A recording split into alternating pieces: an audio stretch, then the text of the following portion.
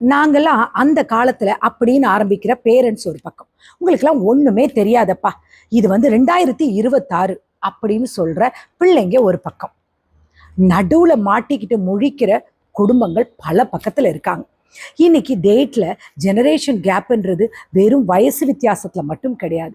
அது வீட்டுக்குள்ள நடக்கிற ஒரு பனிப்போருன்னு சொல்லலாம். ஏன் இந்த சண்டை? மூணே மூணு காரணம் தான். ஒன்று, கம்யூனிகேஷன் கேப்.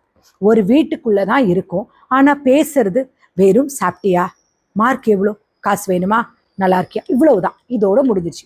டெக்னாலஜி, பிள்ளைங்க ஃபோன்லேயே உலகத்தை பார்க்குறாங்க. இதை பார்க்கும்போது பேரண்ட்ஸ்க்கு பயம் வருது. பிள்ளைகளுக்கு என்னன்னா, அப்பா அம்மாவுக்கு இதெல்லாம் புரியாது அப்படின்ற ஒரு அலட்சியம் வருது. எதிர்பார்ப்புகளுக்கு அம்மாவுக்கும் அப்பாவுக்கும் சேஃப்டி முக்கியம். பிள்ளைங்களுக்கு வந்து எப்படின்னா தங்களுடைய ஓன் ஐடென்டிட்டி முக்கியம். இதில் தான் மோதல் ஆரம்பிக்குது. ஒரு சின்ன யதார்த்தம்னு வச்சுக்கோங்களேன். பையன் கஷ்டப்பட்டு ஒரு இன்ஜினியரிங் படிக்கிறான். அப்பா எனக்கு ஐடியில் வேலை வேண்டாம், நான் ஒரு வைல்ட் லைஃப் ஃபோட்டோகிராஃபர் ஆக போகிறேன்னு சொல்கிறான். அப்பாவோட நிலைமையில இப்போ யோசிச்சு பாருங்க. இந்த சொசைட்டி என்ன சொல்லும்? மாதம் கை நிறைய சம்பளம் வருமா? அவருடைய பயம் நியாயமானது. ஆனால் பையனுடைய நிலையில யோசிச்சு பாருங்க.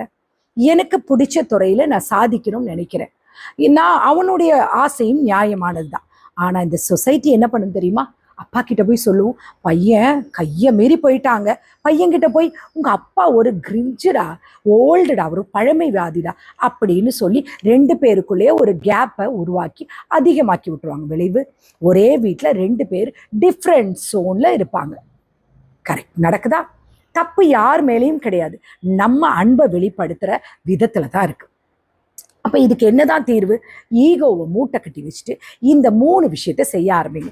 Active listening. நம்ம பிள்ளைங்க தப்பாக பேசினா உடனே மறுக்காம அவங்க இடத்துல இருந்து முதல்ல காது கொடுத்து கேளுங்க. No gadget stay. வாரத்தில் ஒரு நாள் 1 மணி நேரமாவது ஃபோன், டிவி எல்லாத்தையும் ஆஃப் பண்ணி வச்சுட்டு ஒன்றா உட்காந்து உங்கள் பிள்ளைகள்கிட்ட பழைய கதைகளையும் இன்னைக்குள்ள ட்ரெண்டையும் ஜாலியாக பேசுங்க. மூணாவது, பரஸ்பர மரியாதை. அதை சொல்லுவாங்க மியூச்சுவல் ரெஸ்பெக்ட். பிள்ளைங்களுக்கு வயசாகும்போது அவங்களுக்குன்னு ஒரு சுயமரியாதை இருக்குது, அதுக்கு நீங்கள் வேல்யூ பண்ணணும். அதே நேரம் பேரண்ட்ஸோட எக்ஸ்பீரியன்ஸ்க்கு பிள்ளைங்களும் வேல்யூ கொடுக்கணும். கடைசியாக நான் ஒன்று சொல்லட்டுமா? பேரண்ட்ஸ்க்கு நான் சொல்ல ஒரு சின்ன அட்வைஸ் என்னன்னா, பிள்ளைங்க உங்க மூலம் தான் இந்த உலகத்துக்கு வந்தாங்க. அவங்க உங்களுடைய சொத்து மட்டும் கிடையாது. அவங்களுக்கு சிறகுகளை கொடுங்க, பறக்க விடுங்க. உங்க பயத்தை அவங்க மேல திணிக்காதீங்க. பிள்ளைகளுக்கு ஒரு குட்டி அட்வைஸ், நீங்க எவ்வளவு பெரிய அறிவாளியா வேணா இருங்களேன், கூகுளுக்கு இல்லாதது கூட உங்களுக்கு தெரியலாம். ஆனா வாழ்க்கையோட அனுபவத்துல உங்க அப்பா அம்மா உங்களை விட பல மடங்கு பெரியவங்க. அவங்களுடைய பயத்தை அலட்சியப்படுத்தாதீங்க, அரவணைச்சிக்கோங்க. தலைமுறை இடைவெளின்றது எப்படி சொல்றது, குடும்பத்தை பிரிக்கிற ஒரு சுவர் மாதிரி இருக்கக்கூடாது. அது 2 தலைமுறையும் இணைக்கிற ஒரு பிரிட்ஜா இருக்கணும். விட்டு கொடுத்தலும் புரிதலும் இருந்தாதான் எந்த ஒரு குடும்பத்தையும் உடைக்கவும் முடியாது. சிந்திச்சு பாருங்களா நான் சொல்றது. நன்றி, வணக்கம்.